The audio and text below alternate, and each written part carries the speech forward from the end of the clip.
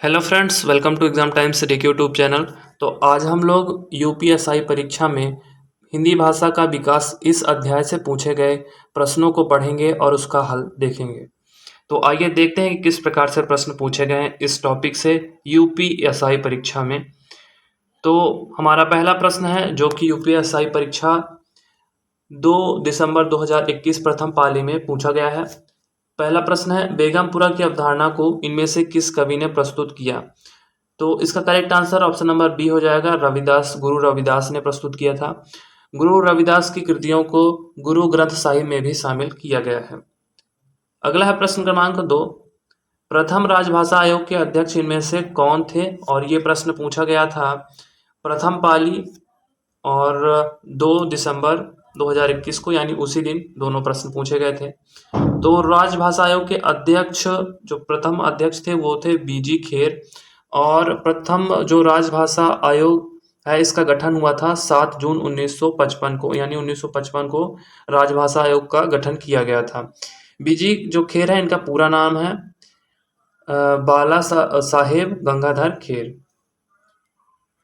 अगला है हमारा प्रश्न क्रमांक 3 और ये भी उसी डेट को पूछा गया था प्रथम पाली में। इसमें पूछा गया है प्रश्न क्रमांक 3 में, किस रचना के बारे में प्रसिद्ध है कि इसे पढ़ने के लिए बहुत से लोगों ने हिंदी सीखी?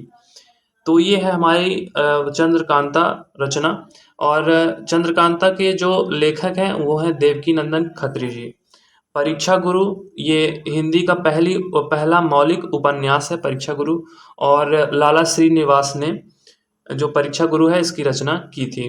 गोदान प्रेमचंद जी का है। और जो अद्भुत लास है ये कृति है गोपाल राम गहकारी की।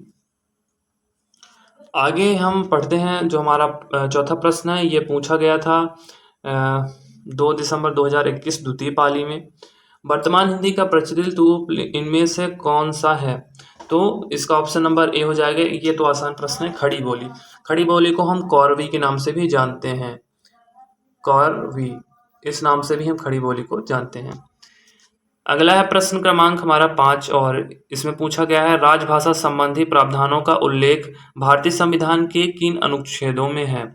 तो भारतीय संविधान का जो भाग 17 है और अनुच्छेद 343 से 351, यहाँ पे हिंदी को राजभाषा के रूप में मान्यता प्रदान की गई है। अगला है प्रश्न क्रमांक 6 और इसमें पूछा गया है, तृतीय पाली में यह प्रश्न पूछा गया था 2 दिसंबर 2021, अधिकतर भारतीय भाषाओं का विकास किस लिपि से हुआ है? तो ब्राह्मी लिपि से हुआ है, क्योंकि यह सबसे पुरानी लिपि है। और जो हमारी कुटिल लिपि और शारदा लिपि है इसका विकास भी ब्राह्मी लिपि से हुआ है। कुटिल लिपि का उपयोग गुप्त काल में विशेषकर से किया गया था। अगला है प्रश्न क्रमांक 7, भारतीय संविधान की 8वीं अनुसूची में कितनी भाषाएं शामिल हैं? आसान प्रश्न है, 22 भाषाएं शामिल हैं। और 14 भाषाएं आरंभ में थी जब संविधान लागू हुआ था, बाद में 8 भाषाओं को और शामिल किया गया। ये 2021 में प्रश्न पूछा गया है। अगला है प्रश्न क्रमांक 8 हमारे सामने, पंजाबी भाषा का उद्गम किस अपभ्रंश से माना जाता है? तो जो पैसाची अपभ्रंश, सौरसेनी अपभ्रंश, अर्धमागधी अपभ्रंश और ब्राह्मण अपभ्रंश हैं, ये हमारी प्राकृतिक जो भाषा है उससे ये जन्म हुआ है इनका। तो पंजाबी भाषा का उद्गम पैसाची अपभ्रंश से माना जाता है। इसके अलावा अर्धमागधी अपभ्रंश से पूर्वी हिंदी का विकास माना जाता है। जो अर्धमागधी अपभ्रंश है, पूर्वी हिंदी में अवधी, बघेली, छत्तीसगढ़ी ये शामिल हैं। और जो सौरसेनी अपभ्रंश है, यानी ऑप्शन नंबर बी है जो, तो ये इसे पश्चिमी हिंदी का उद्गम माना जाता है, जिसमें कि राजस्थानी, गुजराती और बुंदेली शामिल है। यानी कि पूर्वी हिंदी हो गई हमारी अर्धमागधी अपभ्रंश और पश्चिमी हिंदी हो गई सौरसेनी अपभ्रंश। अगला है प्रश्न क्रमांक 9, गारो किस राज्य में बोली जाती है? गारो भाषा, गारो खासी दोनों मेघालय में बोली जाने वाली भाषाएं हैं। और ये पहाड़ियाँ भी मेघालय में है, गारो और खासी। इसके अलावा त्रिपुरा में एक भाषा बोली जाती है जो अक्सर एग्जाम में पूछी जाती है, कोग बरोग भाषा। कोग बरोग। अक्सर पूछा जाता है एग्जाम में, कोक भाषा किस राज्य में बोली जाती है? तो त्रिपुरा। अगला है प्रश्न क्रमांक 10 और इसमें पूछा गया है, इनमें से कौन सी भाषा द्रविड़ भाषा नहीं है? द्रविड़ भाषा वे भाषाएं हैं जो दक्षिण भारत में मुख्य रूप से बोली जाती हैं। तो मलयालम, तमिल और तेलुगु ये तीनों द्रविड़ भाषा हैं, जबकि सौराष्ट्र द्रविड़ भाषा नहीं है। सौराष्ट्र एक क्षेत्र भी है जो कि पश्चिमी गुजरात को कहा जाता है। अगला है प्रश्न क्रमांक 11, वैज्ञानिक तथा तकनीकी शब्दावली आयोग भारत सरकार के किस मंत्रालय के तहत है? तो यह शिक्षा मंत्रालय के तहत आता है।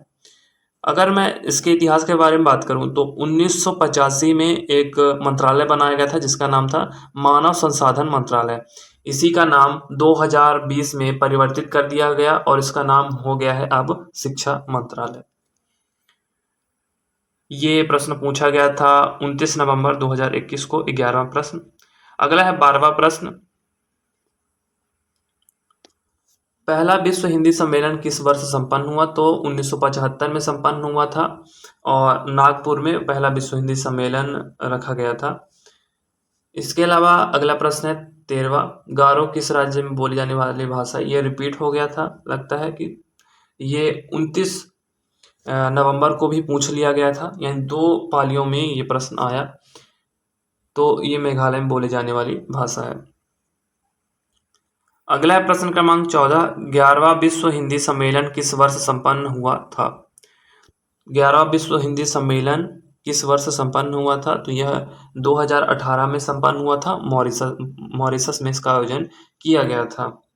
अगला है प्रश्न क्रमांक 15, यह बोली पूर्वी हिंदी वर्ग की बोली नहीं है।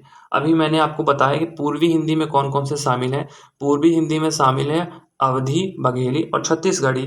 तो शामिल नहीं है तो बुंदेली हो जाएगा, और ये बुंदेली जो है ये पश्चिमी हिंदी के अंतर्गत आती है।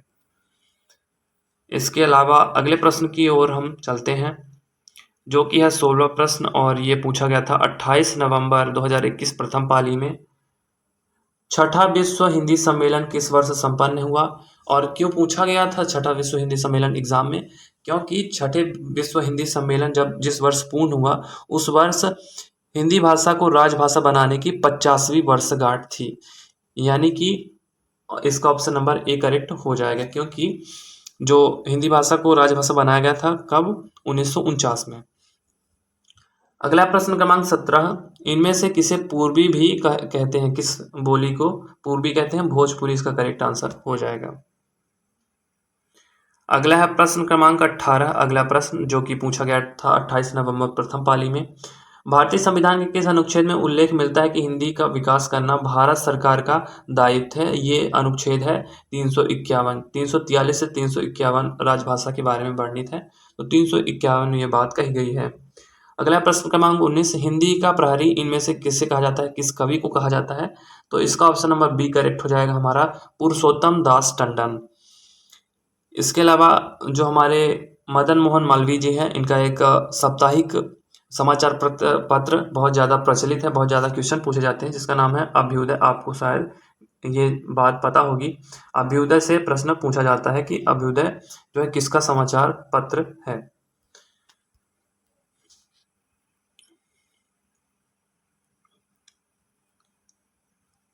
इसके अलावा मैं अगर पुरुषोत्तम दास टंडन की कुछ रचनाओं की बात करूं तो इनकी एक प्रसिद्ध रचना है प्रतीक।